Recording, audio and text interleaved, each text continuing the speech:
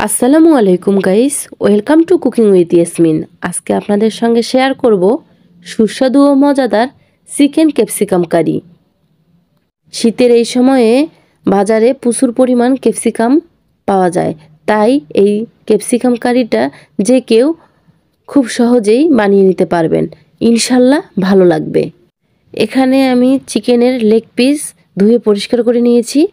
আপনারা চাইলে যে কোনো অংশ নিতে পারেন, এতে কোনো সমস্যা নেই। এখন এর মধ্যে আমি অ্যাড করে দিলাম 1 চামচ আদা বাটা, 1 চামচ রসুন বাটা, দিয়ে দিলাম পরিমাণ মতো লবণ, আর দিয়ে দিব হাফ কাপ টক দই। এখন এটা ভালো করে আমি মিক্সড করে নিব। আপনারা চাইলে মিক্সড করা শেষে 1 ঘন্টার জন্য রেস্টে রাখতে পারেন, আর সময় না থাকলে এটা আপনারা সঙ্গে সঙ্গেই রান্না করে নিতে পারেন। আমি কিন্তু আজকে সঙ্গে সঙ্গে রান্না করে নিব। এখন চুলায় একটি প্যান বসিয়ে তাতে পরিমাণ মতো তেল দিয়ে দিলাম। এরপরে মুরগির মাংসটা আমি ঢেলে দিব। অবশ্যই চুলার আঁচটা হাই রাখতে হবে, না হলে মাংস থেকে পানি বের হয়ে আসবে।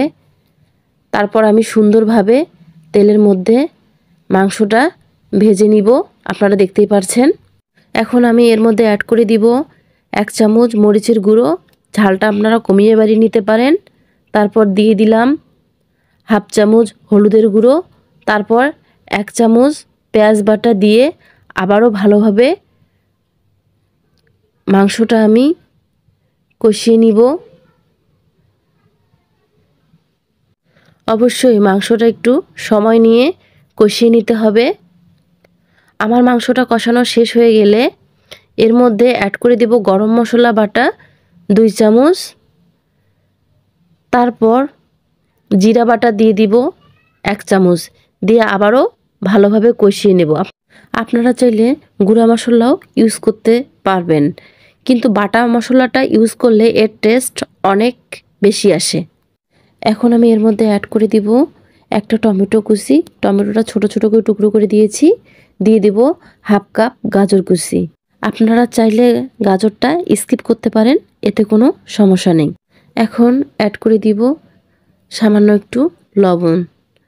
যেহেতু লবণ আমি আগে ইউজ করেছি, লবণটা বুঝে শুনে দিতে হবে। এখন আমি 10 মিনিটের জন্য ঢাকনা দিয়ে দিলাম। 10 মিনিট পর ফিরে আসলাম। এখানে কিন্তু আমি কোনো পানি ইউজ করিনি। এখন এর মধ্যে আমি অ্যাড করে দিব টমেটো সস হাফ কাপ। এটা দিলে এর টেস্টটা অনেক ভালো আসে। আপনারা যদি মনে করেন যে আপনাদের পানি দেওয়া দরকার, সেক্ষেত্রে আপনারা পানি ইউজ করতে পারেন। আমার অলরেডি পানি বের হয়ে আসছে, তাই আমি এখানে কোনো পানি ইউজ করিনি। এখন আমি বড় বড় টুকরো করে পেঁয়াজ কেটে নিয়েছি, সেটা অ্যাড করে দিব। আর দিয়ে দিব 1 কাপ ক্যাপসিকাম। দিয়ে আমি ভালোভাবে আবার একটু কষিয়ে নিব। আমার কিন্তু ক্যাপসিকাম কারিটা প্রায় হয়ে আসছে, আপনারা দেখতেই পাচ্ছেন। এটা আরেকটু ঝোল টেনে আসলে আমি এটা নামিয়ে পরিবেশন করে নিব। তো গাইস, রেডি হয়ে গেল আমার ক্যাপসিকাম চিকেন কারি। এটা আপনারা ভাত, পরোটা, রুটি, নান সব কিছুর সাথে খেতে পারেন। আমার রেসিপিটা যদি আপনাদের ভালো লাগে, লাইক, কমেন্ট, শেয়ার করে পাশে থাকবেন। আল্লাহ হাফেজ।